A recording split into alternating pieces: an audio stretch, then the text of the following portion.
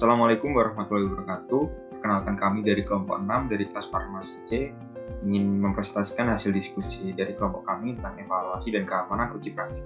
Berikut anggota dari kelompok kami. Kasusnya yaitu sebuah perusahaan farmasi sedang mengembangkan obat kanker. Sebelum melanjutkan ke uji klinik, perusahaan harus melakukan evaluasi keamanan melalui uji praklinik, termasuk uji toksisitas akut dan subklinik pada tikus. Salah satu tikus menunjukkan penurunan berat badan yang signifikan dan kerusakan organ ginjal setelah 14 hari pemberian obat. Untuk pertanyaan pertama, yaitu apa yang harus dilakukan peneliti untuk mengevaluasi lebih lanjut toksisitas dari obat tersebut. Hasil uji praklinik ini adalah hal yang penting untuk memastikan kelayakan produk untuk lanjut ke tahap klinis yang dimana akan diuji kepada manusia untuk memverifikasi efektivitas dan keamanannya secara lebih rinci.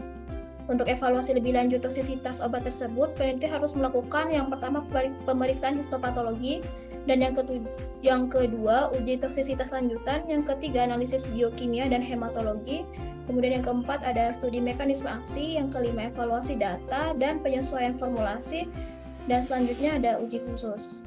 Untuk pertanyaan yang kedua, mengapa evaluasi toksisitas subkronik dan kronik penting dalam pengembangan obat ini? Evaluasi toksisitas subkronik dan kronik bertujuan untuk menilai efek toksisitas jangka panjang dari pemberian berulang senyawa obat. Pada uji subkronik ini biasanya akan dilakukan pengujian dalam waktu selama beberapa minggu hingga bulan. Sedangkan pada uji toksisitas kronik akan dilakukan lebih dari 6 bulan. Pada evaluasi yang dilakukan akan didapatkan kesimpulan hasil tentang kelayaan dan keamanan suatu produk sebelum diujikan kepada manusia.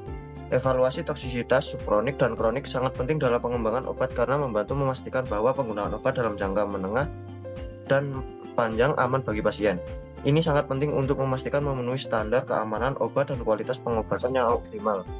Selanjutnya yang ketiga, apa yang dimaksud dengan NOAL dan bagaimana menentukan dosis awal yang aman untuk uji klinik? Dosis Non-Observed Adverse Effect Level atau NOAL adalah dosis tertinggi dari senyawa yang tidak menunjukkan efek samping. Dari pengertiannya yaitu digunakan dalam toksikologi untuk merujuk pada tingkat paparan tertinggi atau ambang batas konsentrasi tertinggi, di mana tidak ada efek merugikan yang teramati pada subjek yang diuji. Dalam langkah penentuan NOAL adalah proses kritis dalam pengembangan obat yang melibatkan pengujian toksisitas pada hewan dan analisis data untuk memastikan bahwa obat dapat digunakan dengan aman pada manusia. Menentukan dosis awal yang aman untuk uji klinik yang pertama yaitu pengujian toksisitas. Yang kedua, faktor pengali. Yang ketiga, perhitungan dosis. Dosis awal untuk uji klinik seringkali ditentukan dengan membagi nilai NOAL dengan faktor keselamatan. Yang selanjutnya, uji klinis bertahap. Setelah dosis awal ditentukan, uji klinis dilakukan secara bertahap, dimulai dengan kelompok kecil yang menyetujui kesehatan sebelum tidak sesuai dengan populasi pasien. Dengan mengikuti langkah-langkah ini, peneliti dapat memastikan bahwa dosis awal yang diberikan dalam uji klinik adalah aman dan efektif, meminimalkan resiko bagi peserta penelitian. Terima kasih. Mungkin cukup sekian presentasi dari kelompok kami. Apabila ada kekurangan, kami mohon maaf. Assalamualaikum warahmatullahi wabarakatuh.